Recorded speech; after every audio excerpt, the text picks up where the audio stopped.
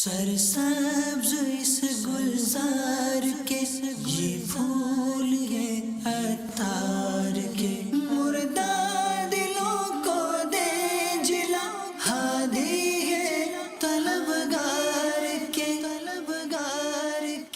الحمدللہ رب العالمین والصلاة والسلام علی خاتم النبیین اما بعد فاعوذ باللہ من الشیطان الرجیم بسم اللہ الرحمن الرحیم الصلاة والسلام علیک یا رسول اللہ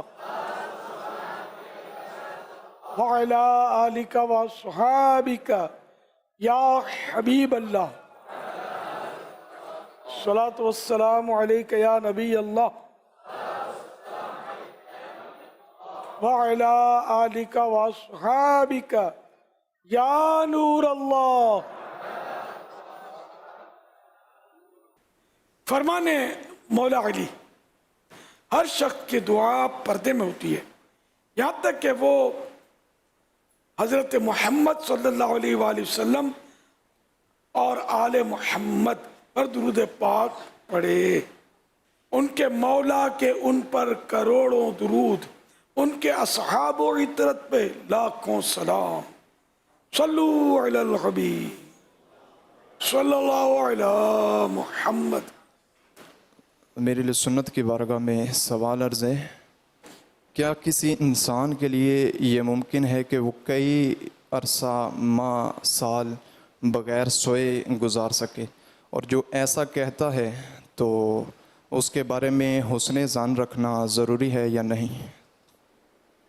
بظاہر تو مشکل ہے، لیکن بعضوں کو مرض ہوتا ہے کہ ان کو نیند آتی نہیں، تو وہ کیا کرتے ہیں کہ وہ لیٹ جاتے ہیں، جتنے گھنٹے سونا ہے نا اتنے گھنٹے پڑے رہتے ہیں، تو اس طرح پڑے رہنے سے اس کے بدن کو وہ ریسٹ ملتا ہے، آرام ملتا ہے، تو یوں ہو جاتی ہے ترکیب۔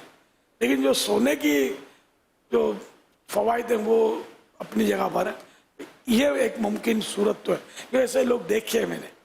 آپ کے بارگاہ میں سوال یہ ہے کہ غزالی زمان احمد سعید کاظمی صاحب کا علمی تعارف فرمان۔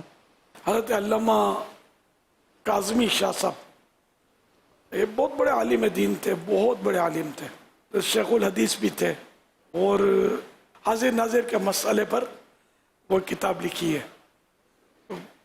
ایک مولوی تھا، بھی عالم تھا بخاری شریف کی، وہ ترجمہ بھی اس نے کیا تھا، اور مل کے ٹیم میں وہ بھی شامل تھا۔ وہ انکار کر رہا تھا میرے سامنے، پتہ نہیں دعوت اسلامی بھی شاید اس وقت نہیں بنی تھی میرا خیال ہے، تو میں نے علامہ کاظمی شاہ صاحب رحمۃ اللہ علیہ کی یہ کتاب اس کو دے دی، مولوی کو۔ اس نے وہ کتاب پڑھ کر مجھے تاثرات دیے۔ اب اگرچہ اس کے تاثرات میں بھی خطا تھی، تاہم مطلب اس نے تاثرات دینے کے حاضر ناظر تسلیم کر لیا سرکار صلی اللہ علیہ وسلم کو۔ اس نے کہا کہ یہ اردو بہت مشکل ہے بہت مشکل اردو، تو بولا کہ اگر تم بولو تو میں اس کو آسان کر کے لکھ دوں۔ اب میرے پاس اتنے وسائل کا میں آسان لکھوں، اگر چھپوا بھی سکوں، تو یوں مطلب یہ بہت علمی شخصیت تھے۔ فیضان علامہ کاظمی یہ اپنا رسالہ بھی ہے مکتبۃ المدینہ کا۔ علاقے پہ مختلف ذمہ داریاں ملتی ہے، لیکن ایک وقت ایسا آتا ہے کہ وہ اسلامی استقامت نہیں مل پاتی ہے، یعنی کہ ہمارے ساتھ 6 مہینے چلتے ہیں، 1 سال چلتے ہیں، 2 سال چلتے ہیں، ایسا ہوتا ہے کہ اسلامی دور ہو جاتے ہیں مدنی ماحول سے۔ تو میرے لیے سنت آپ ارشاد فرمائے کہ ہم یعنی کہ ہماری کیا کمزوریاں ہوتی ہیں کہ اسلامی ہمارے سے جو دینی ماحول سے دور ہو جاتے ہیں۔ اور ایک عرض یہ تھی میرے لیے سنت کی بارگاہ میں، رمضان سے پہلے آپ کا مہینے کے آخر میں بیان ہوا کرتا تھا جمعرات اجتماع میں، وہ اب بیان نہیں ہو رہا، عرض یہ تھی بیان اگر دوبارہ شروع ہو جائے۔ یہ ایک محاورہ ہے، الاستقامت فوق الکرامہ، استقامت کرامت سے بھی بڑھ کر ہے، کرامت پر بھی حاوی ہے۔ تو یہ اب ذرا ہم سے کرامت ہی صادر نہیں ہوتی، استقامت تو اس سے بھی بڑھ کر یہ ایک محاورہ ہے نا۔ استقامت اتنی مشکل ہے کہ اللہ پاک جس کو نصیب کرے، چونکہ یہ مشکل کام اور رکاوٹ ڈالنے والے کا نام ہے ابلیس، مردود شیطان، جو سارے بڑا پاورفل ہے، تو اس لیے مقابلہ ہے سخت. اللہ پاک سے بندہ دعا کرتا رہے استقامت کی، اور دینی کام میں دل لگے نہ لگے، عمل میں دل لگے نہ لگے، کرتا چلا جائے کرتا چلا جائے، عمل کرتا چلا جائے. صحبت بھی اچھی ہی رکھے، بری صحبت استقامت کو ختم کروا دے گی. تو اچھی صحبت و عاشقان رسول کی جو باعمل ہوں، انشاءاللہ استقامت کے اسباب ہوتے چلے جائیں گے. رہا یہ کہ میں سست بہت ہوں، بیان نہیں کر پاتا، اور کمزوری بھی اتنی ہو گئی ہے. میں جمعرات کو جیسے بیان کیے نا میں نے، تو اب یہ بیان کا انداز اس میں کیا میں بات چیت کر رہا ہوں، اس میں تھکن کم لگتی ہے. اس میں بیان میں ذرا زور سے، پھر وہ اشعار بھی جوش میں آ کے پڑھ لیتا ہوں، پھر دعا میں بھی زور لگتا ہے، پھر جو مجھ پر گزرتی ہے وہ کوئی میرے پاس عیادت کرنے والا نہیں ہوتا.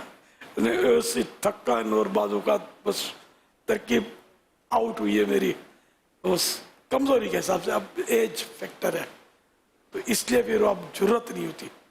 اب میں اس طرح جس طرح بول رہا ہوں اس طرح بیان کروں گا تو سننے والوں کو مزہ نہیں آئے گا. سننے والوں کو بھی تھوڑا یوں، ایک بیان کا ایک اپنا انداز ہوتا ہے اور سوال جواب کا اپنا انداز ہے. بارہ دل کرتا ہے میں بیان کروں. وہ پہلے میں بیان کرتا تھا، خاص کر وہ سالانہ اجتماع میں عصر کے بعد کا بیان پورا زور لگا دیتا تھا، پتہ بھی نہیں چلتا تھا. یہ مطلب مبالغہ کروں تو واقعی مطلب پھر لوگوں سے ملنا جلنا یہ سب اب اس وقت، اور اب عمر میں ظاہر اب تقریباً 500 سال گزار لیے، 75واں سال ہے ہجری سن کے حساب سے. اللہ بس چلتا پھرتا رکھے، کسی کا محتاج نہ کرے، ہم دین کی خدمت کرتے رہیں اور اللہ کے دین کے لیے مل کر ہم بیٹھتے رہیں، یہ دعا فرماتے رہیں. اور ایمان کی سلامتی رہے، اللہ پاک اپنے در کا محتاج رکھے، کسی غیر کا محتاج نہ کرے. یا سیدی، ام اطہار کے اصال ثواب کے لیے 12 ماہ میں سفر جاری ہے. ماشاءاللہ. آپ کی بارگاہ میں سوال عرض ہے کہ آپ اپنے مرید کو اور خاص طور پہ 12 ماہ کے جو مسافر ہیں ان کو کیسا دیکھنا چاہتے ہیں، اور ہم اس کے لیے کیا کریں؟ 12 ماہ میں سفر کس طرح کریں کہ جدول کو مینیج کر کے چلایا جائے کہ وقت بھی ہمارا ضائع نہ ہو؟ جدول تو آپ کو دے گی آپ کی مجلس. میں آپ کو جو 12 ماہ والے ہیں یا جو بھی ہیں اپنے صاحب بھائی سب کو بعمل دیکھنا چاہتا ہوں. میں بن نہیں سکا بعمل، لیکن بعمل مجھے پسند ہے. نیکیاں کرنے والے، عبادتیں کرنے والے، کم بولنے والے، کہوں سے آ کر کے نہ ہنسنے والے، عشق رسول میں رونے والے، خوف خدا میں رونے والے. اب یہ ساری چیزیں مجھے پسند ہے. اس کا لباس بھی سنت کے مطابق ہو، زلفیں بھی ہوں تو داڑھی بھی پوری ہو، یہ سب پسند آتے ہیں. مطلب اور رات دن اللہ کے دین کے لیے باغ دوڑ بھی کرتا ہو، سنتوں کی دھوم مچاتا ہو، مدنی قافلوں کی ریل پیل کر رکھی ہو، نیک اعمال کا عامل بھی ہو، رسالہ بھی پر کراتا نا. 12 دینی کام جس نے اوڑھ رکھے ہوں، ایسے کہ اپنے وجود پر بھی نافذ ہوں اور عوام میں بھی عام کر رہا ہوں، عام عیسائی بھائیوں میں. ایسا عیسائی بھائی مجھے پسند ہے. خصوصاً 12 ماہ والے ظاہر ہے اسی کام کے لیے یہ تو نکلے ہوتے ہیں، لیکن وہ اپنا اپنا نصیب ہے. زلفوں والے بھی بعض عیسائی بھائی بلکہ بھاری تعداد شاید اس سے مجھے تو لگ رہا ہے کہ یہ زلفیں بولتے ہیں، زلفیں نظر نہیں آتی، تو یہ کیا کرتے ہیں یہاں سے کٹوا کر تھوڑا یوں کٹوا دیتے ہیں، زلفوں کو ریڈیوس کر دیتے ہیں. یہ زلفیں نہیں ہوں گی، یہ شاید فیشن والے جو پونچھ بناتے ہیں نا پیچھے، ہو سکتا ہے اس طرح کی پھر آگے چل کے یہ وہ لوگ کرتے ہوں گے. تو پتہ نہیں ہمارے صاحب دیکھا دیکھی کر رہے ہیں یا کیا، یہاں سے یوں سیٹ کر کے. یہ قلم میں ہے نا، یہ دیکھو ہڈی یہاں ہوگی، دیکھیں گے نا، یہ آنکھ کی ہڈی، یہ کان کی، یہ سیدھ میں یہ جو ہڈی ہے ابری ہوئی، یہ ہڈی سے نیچے داڑھی ہے، اوپر سر ہے. تو سارے بال رکھنا یہ سنت ہے. زلفیں جو ہے گیسو مبارک تو یہ کہیں سے بھی کٹنے نہیں چاہیے سیدھے. تو یہ فوراً تو ذرا بڑے ہو کر یوں نہیں جائیں گے, آہستہ آہستہ جب بڑے ہوں گے نا تو یہ چلے جائیں گے.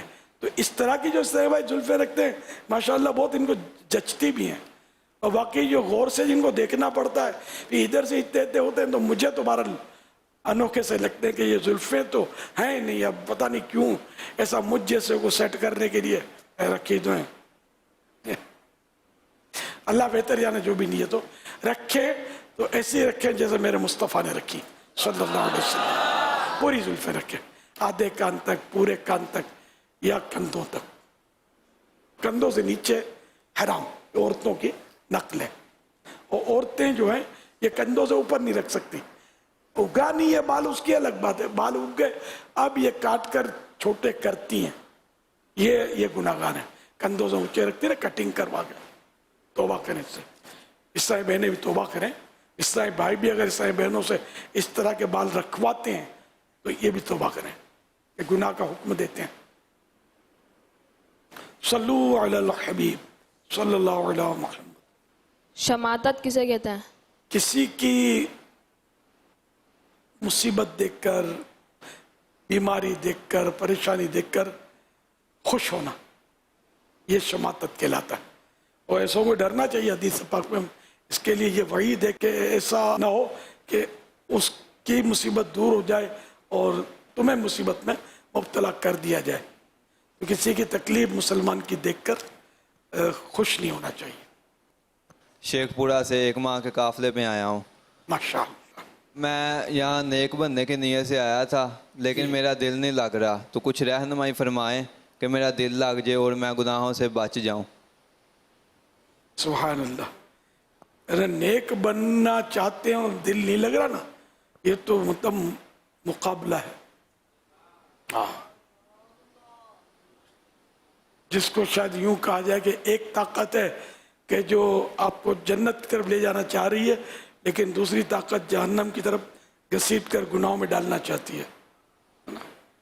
اس لیے مقابلہ سخت ہے. اللہ پاک کی رحمت کے بھروسے دل لگے یا نہ لگے آپ لگے رہیں. آج نہیں تو کل انشاءاللہ دل لگ جائے گا. ہاں, میدان چھوڑنا یہ مردوں کا کام نہیں ہے. یہ پورا مہینہ جو لائے ہیں نا, اللہ توفیق دے تو 11 مہینے اس میں مزید ایڈجسٹ کر کے 12ویں شریف کے 12 ماہ ہو جائیں. میٹھا مدینہ. صلو علی الحبیب صلی اللہ علی محمد. ایک سوال ہے, نظام نہیں ہوتی پہلا لوگ آدمی سنتوں ادا کرنے لگ پیتے ہیں, اس کا کیا خاتم؟ نظام ابھی ہوتی نہیں, اپنے مرکز سنتیں ادا کتنیاں کرنے لگ پیتے ہیں. اگر وقت شروع ہو گیا نماز کا تو سنتیں تو پڑھی جا سکتی ہیں, لیکن بہتر یہی ہے کہ اذان ہو جائے پھر یہ سنتیں پڑھی جائیں. یا سیدی سوال عرض یہ ہے کہ جو قبروں کے اندر پتھر وغیرہ یا مٹی وغیرہ گر جاتی ہے تو کیا مٹی وغیرہ نکال کر اس قبر کو نئے سرے سے تعمیر کر سکتے ہیں یا نہیں؟ جواب ارشاد فرما دیں. قبر کھولنے کی اجازت تو نہیں ہے. اس طرح جو آپ بتا رہے اس میں تو اجازت کوئی بھی نہیں دے گا. کبھی ایسی کوئی ایمرجنسی ہو نا, قبر گر گئی وغیرہ, تو یہ مفتی صاحب جو ہو نا, ان سے ہی آپ معلومات کر کے کھولنے کی ترکیب کریں. اپنے طور پر لوگ قبریں کھول دیتے ہیں, تو یہ ٹھیک نہیں ہے کہ جب تک شریعت اجازت نہ دے قبر کھولنا یہ حرام ہے. سوال یہ کرنا تھا کہ نیک اعمال میں ایک نیک عمل دیا گیا ہے تو طراق کے حوالے سے, کہ کیا آج آپ نے کسی سے, ہر چھوٹے بڑے سے اچھے انداز میں تو طراق کیے بغیر بات کی. اب مسئلہ یہ پیش آتا ہے کہ کچھ جو ہیں وہ دوستیاں ماحول سے پہلے کی تھی اور ان سے ایک مطلب ایک تھا ایک سلسلہ, تو اب ان سے مطلب بات ہم کرنے کی نیت کرتے ہیں نا کہ ہم تو طراق نہیں کریں گے, اچانک سے بس وہ نہیں ہوتی بات. اچھا کبھی کر بھی لیں آپ جناب تو سامنے والا ہم سے کہتے تھے کہ بھائی طبیعت صحیح ہے, تو اب ایسے میں کس طریقے سے ہم جو ہے وہ اس کی عادت اپنائیں. اچھا اور دوسرا یہ کہ اتنا امپورٹنٹ ہے یہ نیک عمل کہ اس سے بندہ نیک بھی بن جائے, مطلب اس عادت کو چھوڑنے سے, تو اس کی بھی بتا دیں اور طریقہ بھی بتا دیں کہ کیا کریں. ابھی اس کا سائیڈ ایفیکٹ آپ نے بتا دیا نا, آپ کو طبیعت پوچھتے ہیں. آپ ان کی طبیعت پوچھ لیں کہ انہیں کوئی نرمی کرے, اس نے اخلاق کا مظاہرہ کرے, اب اس سے طبیعت پوچھ رہے ہیں آپ کی طبیعت کیسی ہے؟ کچھ ہو تو نہیں کیا آپ کو؟ بجائے حوصلہ افزائی کے اگر ایسی بات کر رہے ہیں. اس کو یوں سمجھے اس کے فوائد ہیں, نیک عمل ہے, نہیں ہے. ایک عیسائی بھائی نے مجھ سے کہا, برسوں پرانی بات ہے, کہ میرے چھوٹے بھائی مجھ سے سیٹ ہوتے ہی نہیں ہیں, سنتے ہی نہیں ہیں. تو میں نے ان کو کہا ان سے آپ جناب سے بات کرنا شروع کر دیں. یہ بعد میں جب وہ عیسائی بھائی ملے, بولا یار بڑا اچھا نسخہ بتایا آپ نے, میرے بھائی مجھ سے سیٹ ہیں. تو یہ ایک اچھا انداز ہے, تو تڑاک کے بجائے آپ جناب. تو ایسے دوستوں کی صحبت بھی ضروری ہے نا. یہ آپ جناب سے ہٹا کر تو تڑاک میں لگائے رکھے, اور نہ جانے پھر کیا کیا اس غفلت بھری صحبت سے ملتے ہوں گے, تحائف بھی نہیں کہہ سکتے, تحفہ تو اچھی چیز ہے, کیا کیا امراض ملتے ہوں گے. تو صحبت بس عاشقان رسول کی ہو. پرانے دوست اس طرح کے ہوتے ہیں جو آدمی کو سدھرنے نہیں دیتے, الٹا بگاڑ دیتے ہیں. سدھرنے جاتا ہے تو اس کو روک دیتے ہیں, کہہ کر نہیں روکیں گے تو اس طرح کی باتیں کر کے روک دیں گے. تو صوفی بن گیا ہے اور مولانا بن گیا یار, ہاں مولانا صاحب کیا حال ہے, اس طرح کی حرکتیں کر کے وہ بیچارے کو شرمندہ کریں گے. تو اپنے کو ایسے دوست نہ چلیں. الصحبت مؤثرہ, صحبت اثر رکھتی ہے. صحبت صالح ترا صالح کنت, صحبت طالح ترا طالح کنت. اچھے کی صحبت تجھے اچھا بنا دے گی, برے کی صحبت تجھے برا بنا دے گی. صلو علی الحبیب صلی اللہ علی محمد. حضور عرض یہ ہے کہ دعوت اسلامی کے دینی ماحول میں انفرادی کوشش کی کیا اہمیت ہے؟ باپا آپ کے قدموں سے 89 سے وابستہ ہیں. یہ پلاٹ تھا اس وقت فضان مدینہ کا, ایک برآمدہ ہوتا تھا جس میں آپ نماز پڑھاتے تھے. میں نے آپ کو دیکھا کہ بڑی انفرادی کوشش کی آپ نے, ایک ایک کو پکڑ کر, نئے نئے کو پکڑ کر اس کو درس سکھاتے تھے. اب کہ اس وقت ہمارے دینی ماحول میں انفرادی کوشش بہت کم رہ چکی ہے. تو عرض یہ ہے کہ 89 سے وابستہ ہیں تو دعا فرما دیں یہ اسی طرح وابستہ رہیں اور اسی مدنی ماحول میں موت آئے. آمین. اصل وہ کام کی جان انفرادی کوشش ہے, دینی کام کی جان انفرادی کوشش ہے, اور یہ واقعی نہیں کرتے. یعنی یوں سمجھو کہ میں نے بیان کیا اتنے بندے اکٹھے ہوئے, تو اپنا پوچھنا یہ کہ بندے تو اتنے اکٹھے ہو گئے, بندے بنے کتنے؟ بندے اکٹھے کرنا کوئی کمال نہیں ہے, بندے بنانا کمال ہے. تو ہر ایک اپنے کو سوچے یار اتنے سال ہو گئے, بندہ بنایا کہ نہیں. آپ نے کسی پر انفرادی کوشش کی ہو اور وہ مطلب نمازی بن گیا ہو, دعوت اسلامی کے دینی ماحول سے وابستہ ہو گیا ہو, ایسے کتنے بنائے آپ نے. تو آپ کو شاید ہو سکتا ہے کہ یوں لگے کہ ہاں یار, تو آپ بناؤ, آپ کوشش کریں. جب جاگے ہوئے سویرا, جیسے آصف بھائی کہہ رہے ہیں نا, واقعی ایک دور تھا میرا, ایک پر گھروں پہ جانا, ان کو نمازوں کے لیے جگانا, اور بس وہ دور یہ بھی گزرا. ایک میں کوششیں کی ہیں الحمدللہ, اللہ قبول فرمائے, اور اس سے آپ کی ترغیب کا سامان ہو. میں مذہب قدرتی ہوتا ہے, کوئی قدرتی ایکٹیو ہوتا ہے, چین نہیں پڑتا. مکہ مکرمہ میں ایک جگہ ہم جبل نور کے سائے میں, کسی پاکستانی نے, میں نہیں جانتا تھا لیکن لوگ محبت تو نام تو ہو گیا تھا ان دنوں بھی تھوڑا بہت دعوت اسلامی, لیکن وہ دعوت اسلامی کے سمجھو شروعات کا دور تھا, کوئی یہ 25-30 سال پرانی شاید بات ہوگی. تو دعوت کی ہماری, ہم گئے, اسلامی بھائی مل گئے وہاں, انہوں نے کچھ اپنے حاجی صاحبان بھی اکٹھے کیے تھے. تو مجھے وہ اچھی جگہ کوئی نہیں, گاؤں تک یہ پر بنا کے بٹھا دیا تھا. میں بیٹھا رہا, کھانا پینا ہو گیا, اب بیٹھا تھا میں, تو اب میں اس سے بیٹھے بیٹھے کیا کروں یار, لوگ میری طرف آ نہیں رہتے, شاید جانتے نہیں تھے مجھے. میں اٹھا اور ان کے پاس جا کر السلام علیکم کر کے بیٹھ گیا. ہم ان دنوں وہ کیسٹ لے جاتے تھے, آڈیو کیسٹ, ویڈیو نہیں ہوتی تھی ہمارے پاس, آڈیو. تو یہ کیسٹیں دی, رسالے بانٹے, ان میں ان سے کوئی دعا سلام یہ وہ سب میں نے یہ کوششیں الحمدللہ کی تھی.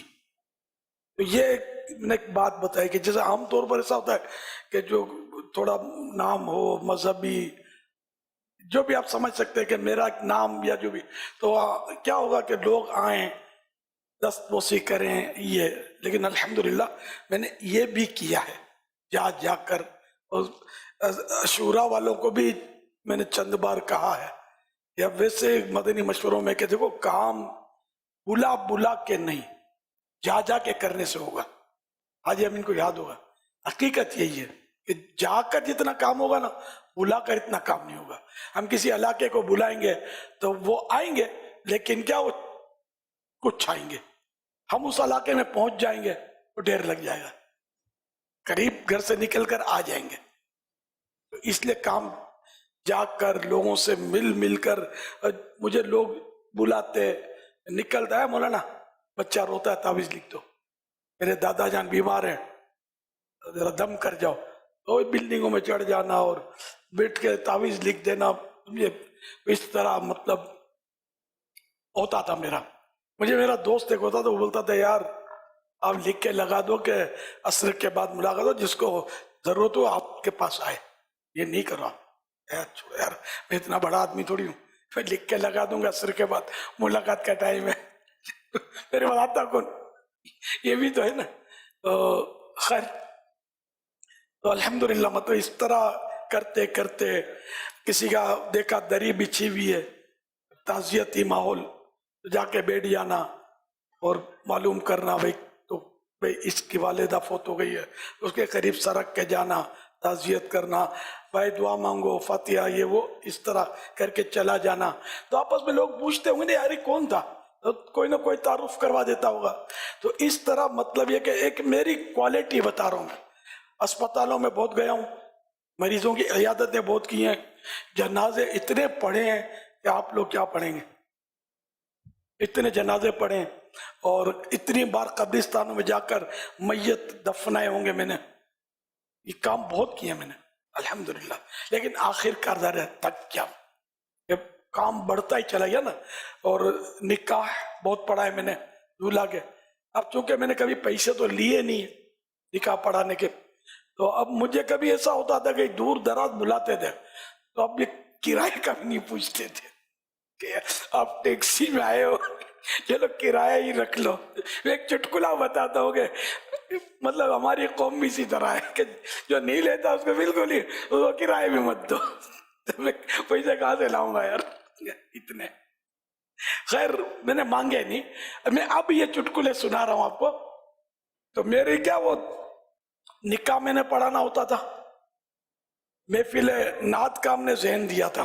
پہلے میوزیکل پروگرام اور یہ ڈھول ڈھولکیاں ہوتی تھی, تو ماحول ایک بنا, کچھ آگے بڑھے, تو ہم نے ذہن دیا کہ نعت خوانی کرو, نعت خوانی کرو. اب نعت خوانی کا ذہن دیا تو آپ آؤ. تو تقریباً جو بھی شادیاں ہوتی کراچی میں اپنے جو ترکیب میں تھے, کسی کے بھائی کی کسی کی بہن کی, تو نعت خوانی ہوتی تو میں نعت خوانیوں میں حاضری دیتا الحمدللہ. تو نعت خوانی عام طور پہ نکاح سے پہلے ہوتی تھی. نعت خوانی میں جاتا, پھر نکاح پڑھاتا, پھر ولیمے میں جاتا. یہ تین کام. اب یہ سر تینوں کام ٹائم مانگتے, ٹائم تو لگتا ہے, کوئی مشرق میں کوئی مغرب میں, کراچی شہر بھی آپ کے سامنے. تو پھر میں تھک گیا, پھر میں پیچھے ہٹ گیا. میں نے کہا اور بہت سارے کام کرنے تھے جو رہ جاتے تھے. اب میت ہر ایک بولے جنازہ بھی الیاس ہی پڑھا ہے, تو اب میں تھک گیا یار. نکاح پڑھانے میں نے سختیاں کر دی, میں نہیں آؤں گا, تم کو لانا ہے दूल्हे को तो दूल्हा आ जाए, बारातें आनी शुरू हो गई। फिर मैंने और सख्ती की कि भाई वो शब पीर मुलाकातें होती थी ना, तो उसमें मुलाकात के बाद मैं निकाह पढ़ाऊंगा। तो मुख्तलिफ शहरों से आ जाते बारात लेकर और रात देर को मेरे से निकाह पढ़ते थे। अब मैं हार गया। मैंने तो किसी सूरत से मानते नहीं है, पीछा ही नहीं छोड़ते, जहां बोलो हम हाजिर है हम निकाह पढ़ाने के लिए। मदीने में निकाह पढ़ाऊंगा, मदीने में भी मैंने निकाह पढ़ाए हैं। यानी ये नहीं कहता था कि मदीने में पढ़ाऊंगा, बस किसी का पढ़ा दिया तो फिर यूं भी आना शुरू हो गए।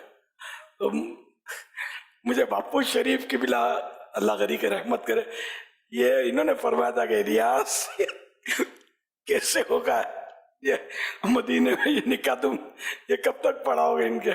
खैर तो वही हुआ कि फिर अब सब कुछ मुझसे छूट गया, सब छूट गया। अब तो जनाजों में भी नहीं जा सकता, मैं कब्रिस्तान भी बच जाता हूं तो कभी लगे वैसा तो बाजू बाद रश हो जाता है, तो वो सिक्योरिटी की वजह से उतर भी नहीं पाता। मैं खुली जगह से बचना चाहिए।